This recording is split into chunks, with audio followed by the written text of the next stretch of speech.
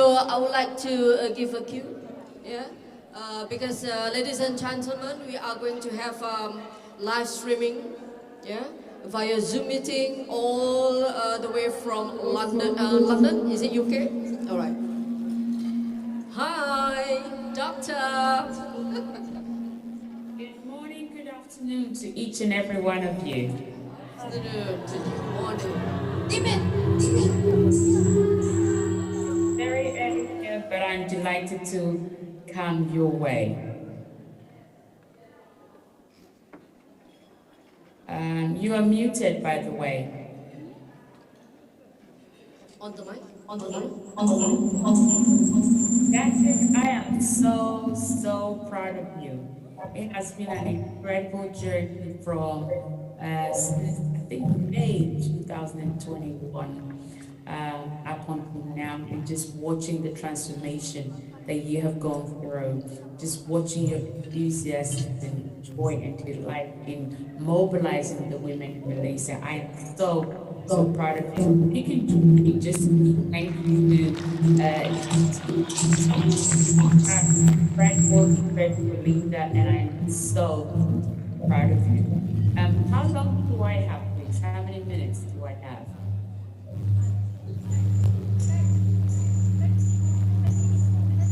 10 minutes. 10 minutes. Perfect. Thank you. So I'm not sure how much you heard from the beginning, but I think you could reference the Nations of Women website if you want to find out more information. But predominantly what we do is we equip mainstream, everyday women like yourselves to take positions of leadership, whether it's in business, education, healthcare, politics, agriculture, aviation. It does not matter what area of society. Our goal and our mission is to inspire you, first of all, that you have got everything it takes to be in the room, to have a seat at the table. So from there, it's then equipping you with the tools, resources, and the community that you need to be able to be effective and efficient in your leadership as a woman. Because, as you can see, that took us had to have a team, and each one of you have come together to make this successful and a powerful moment, of a lifetime. So we know that we all need each other. We all need one another. And so my heart is to create a community that women come and they know that, hey, I am enough as I am. I don't have to compete with you. I don't have to fight with you. I can complement what you're doing. I can support what you're doing. I can help in what you're doing. I can run with you, right? And that's exactly what we're seeing in the communities. We have Turkey coming up right after you, Dr.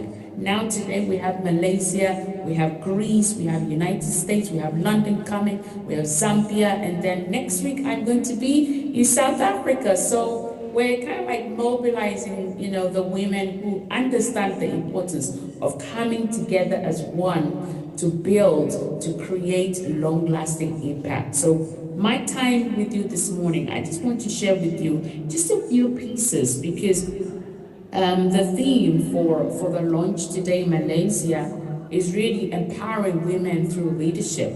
And so I just want to talk through, I'll just say very, very briefly on a high level, like just 10 steps to equip you and to empower you in your leadership. And number one, the definition, the first step is to define leadership is influence, right? Those of you who have children, you influence your children to get them to do this and not do that, right? And so the ability to speak to them, to think with them, to help them understand why it is better for them to choose perhaps the option you're giving them versus another option. You're influencing their decision-making process. You're influencing that person. And so that process of influencing somebody is what leadership is. And I think we can see that in Data today, because her ability to influence her team, you know what, we're going to bring this vision into Malaysia.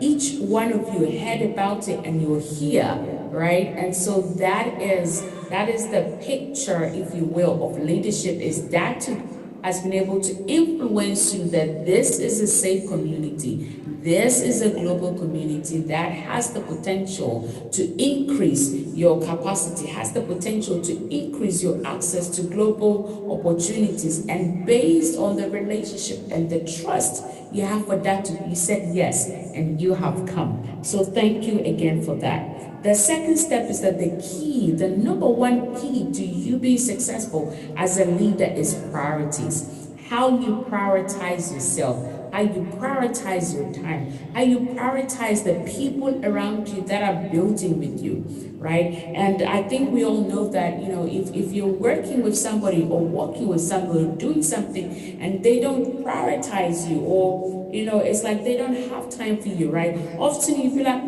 I'm not too sure. And so as a leader, we have to be constantly, consistently manage ourselves, manage our time, manage the various tasks that we have to do in a way that ensures that we are prioritizing everything and everybody that matters. The other thing, though, that I think is important for us to be aware of is sometimes in our leadership, we feel like, well, I have to do that, I have to do that, I have to do that, because I'm going to be the only one who's better at that. No, you have to be willing to delegate. You have to be willing to allow other people to take the lead ahead of you, to go in front of you, to take responsibility or ownership or something else, and you focus your mind on the thing that you know only Datuk can do this, only Tina can do this, or this is where I'm really, really good at, and then you prioritize that and you go for it. That is how you're able to increase your capacity and build faster and create better influence. Number 3, the foundation for your leadership as a woman is going to be in your character. I think we all have experienced somebody's like, oh, you know, they're really, really good at this, but their character is questionable, right? Or somebody's like, well, their character is really good, but maybe they're not so good at that. But even when they have good character and might not be very good in terms of skills, you still have the foundation of trust. And so character is the foundation of your trust, of trust that people will have with you. And we know that when people trust you, they share their challenges with you, they allow you to speak into their lives. And so it's very, very important that we build, you know, a great character at all times. The next one is the ultimate test of your leadership is going to be in creating positive change. Why is that going to be a test? Because it requires you to do new things, right? And doing new things is never comfortable. To make a positive change, you will have people who will think you're crazy. People who will say you have to give up, you can't do that. Who are you? And all of those things. And I think we see globally, you know, many communities or nations don't have that many women at the highest level of leadership or in various levels of leadership.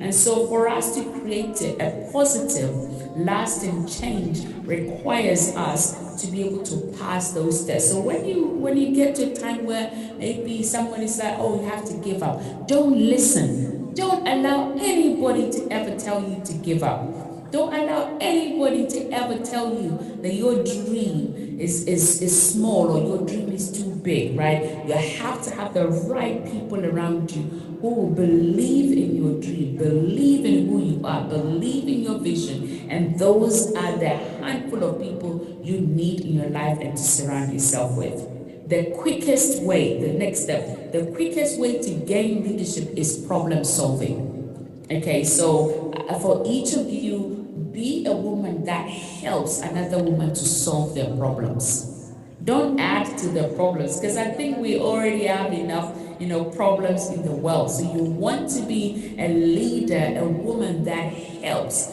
other people to solve problems. If you see another woman with a challenge, don't be like, oh, I told you so. Or be like, how can I help you to solve this problem? And be that source of empowerment that helps them to see maybe the things or the, areas that they may not have been able to consider and help them to problem solve. Number 6, the extra plus in your leadership is going to be your attitude. How do you approach things? This is so hard and I can't, if you behave that way, man, everybody's gonna, don't go to that person. She always has her attitude is not empowering, right? And I think you see that's its attitude. She always has a smile on her face. She's always like, come on, let's do this, let's do this, let's do that, right? And that gives you fuel, that energizes you. So the plus, that extra plus that you get and you have as a leader is always in your attitude, how you approach things. You approach things as, you know what, I've not done this before, but I am willing to try, right? Have that attitude. Number 7, the heart of you as a leader is going to be how you serve the people you're called to serve. Right, your heart as a leader. Every time somebody is looking at you as a leader and looking at your heart is, how are you serving me? Are you serving me by lifting me up, or are you serving me by pushing me down? Right. So you have to be a leader that always seeks to pull other people up, bring other people up, help other people to grow and to be the best they can, and that is how you develop the heart of a leader. Number 8, your indispensable quality as a leader is your vision. How you communicate the vision that you have is what will make you effective as a leader. So I believe that Datuk has done a great job because she was able to explain the vision to you. Otherwise, you would not have said yes, because I'm sure on Saturday you all have many other things you could be doing with your time and your life, but you said yes, and you're here because you have been able to understand there is a vision here that needs me to be here. So again, thank you, Datuk, for being able to carry the vision so beautifully. Number 9, there is always a price tag for everything, and as a leader, the price tag for that is self-discipline. How do you discipline yourself as a leader? Because it's important that we discipline ourselves. It's important that we hold ourselves accountable. It's important that we take responsibility and ownership of who we are. And so how you discipline yourself, maybe somebody may say something that would make you a little bit but you have to be able to control yourself, discipline yourself by being able to listen, right? How you listen well. Okay, why maybe is this person saying this? Can I listen and hear the heart of what the person is saying? So you have to be disciplined, self-discipline in yourself as a leader. And finally, my dear friends, number 10, how you expand, how you become so big as a leader is how you grow. How you grow, right? And I think we can see if you take a seed that you put in the ground and it doesn't grow, it's like, okay, I know I have a seed. I know it has a potential for maybe an acorn tree or whatever it is, but if it doesn't grow, there is nothing to see. And so as leaders, for us to be big and expand and increase in our influence, in our capacity, in our ability to drive change requires that we grow. And so it's very important that you prioritize your personal growth, right? You make time to invest in you. How can I grow to be the best version of myself?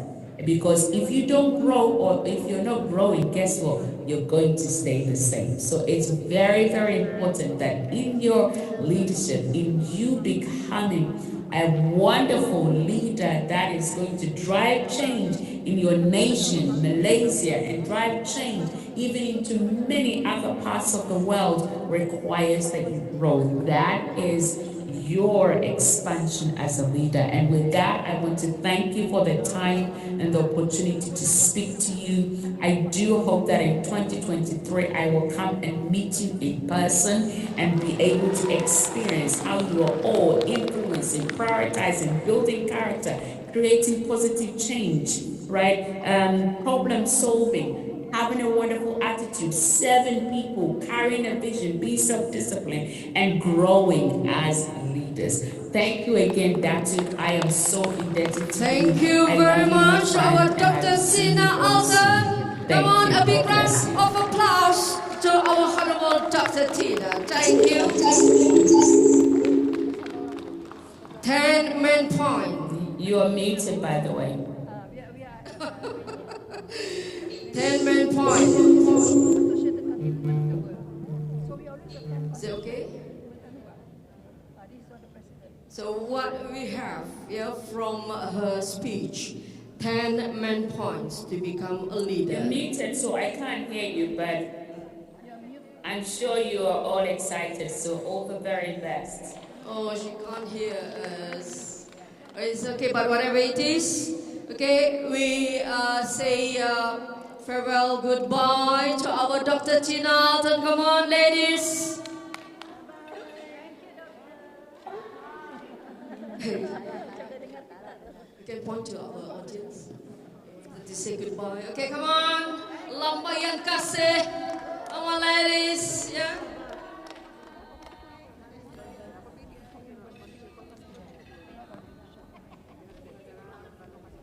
You're muted. I will leave you for now, but I'll see you in 2023 and have a wonderful Okay, we will.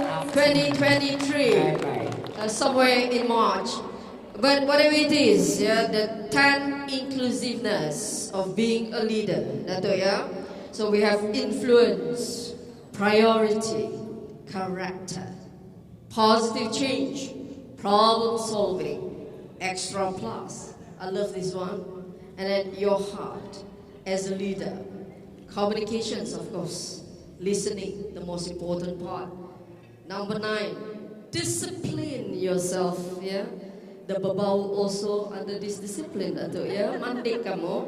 And then the 10th, we have growing or growth. Well, thank you so much. So whatever it is, we have to continue with